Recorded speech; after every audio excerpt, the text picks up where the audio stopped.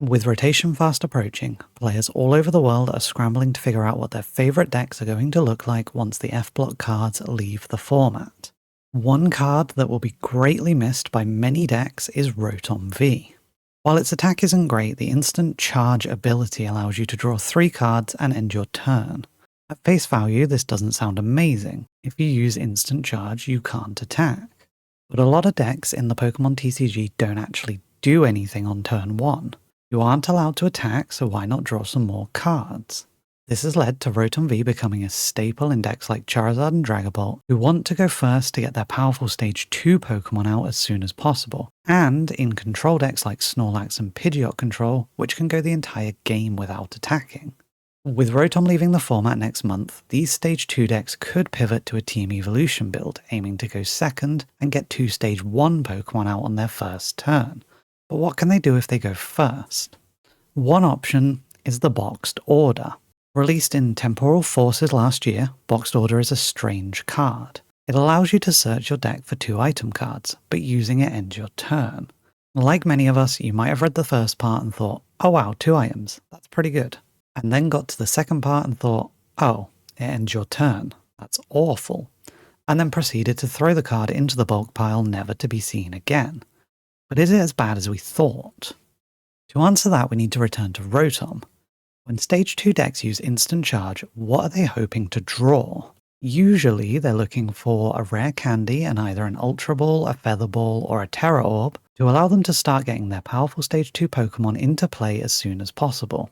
Another option is Arven, which allows them to get a rare candy and a Forest Sealstone, then use the Sealstone to get their Stage 2 Pokemon of choice. The end result is always the same. Charizard, Pidgeot, or Dragapult hit the board on the player's second turn. Well, Boxed Order lets that happen too. You can play out turn 1 exactly the same way you normally would, gathering any basic Pokemon you can, then end the turn by playing Boxed Order to search out the combination of rare candy and either Ultra Ball or Terra Orb, and you're ready to go next turn. In some ways it's even better than Rotom. Rather than relying on drawing 3 random cards, you get to choose the exact 2 that you need to make your turn 2 plays. If it was so good though, we'd have already been playing it. The card has been out for nearly a year after all. So what is the problem with Boxed Order? Well, the first problem is that it's not a Pokemon. Rotom V is a basic Pokemon, so getting it out on turn 1 isn't all that difficult. If you ran 4 Nest Balls, 4 Ultra Balls, and 1 copy of Rotom, that's 9 of your 60 cards that lead you to a turn 1 instant charge. With Boxed Order, you actually have to draw it on turn 1. There's no way to directly search an item card without using a supporter, or we would be playing that instead. So your only option is to max out on how many copies you run to try and make it as likely as possible that you get it in your opening hand. That means rather than 1 slot taken up by a Rotom, you've used 4 deck slots on an item you only ever want to see on your first turn. This isn't the end of the world. We did see with Battle VIP Pass that powerful cards will still be used even if they're only useful on your first turn, but it does make deck building a little bit harder. The second problem is hand disruption. If you've just seen your opponent grab the exact cards they need for next turn, then you have a really good incentive to play something like Iono or Judge and send those cards straight back into the deck. Again, this isn't the end of the world. Unless their hand is poor, most players will want to use their supporter on their first turn to enable their setup rather than disrupting yours. What good is getting rid of your items if they can only get a single basic Pokemon in play? There's also the chance that by using Iono they send away your items, but you simply just draw the Pokemon you were going to search with them, so the disruption doesn't even work. The third problem is Budu, and other item locking cards that they keep printing for some reason. What good is searching out specific items if you aren't able to use them?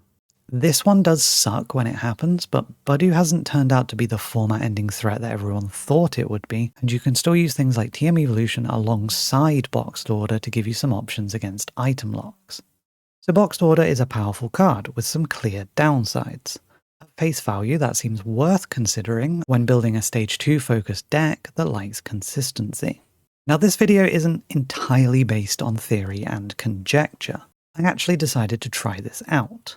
I've been tinkering with Hydreigon EX for a while, and I didn't see much point putting together a build that I was only going to be able to play for a couple of months. So I threw in 4 copies of Boxed Order and gave it a try at one of our local league nights as a post-rotation deck. It It went surprisingly well.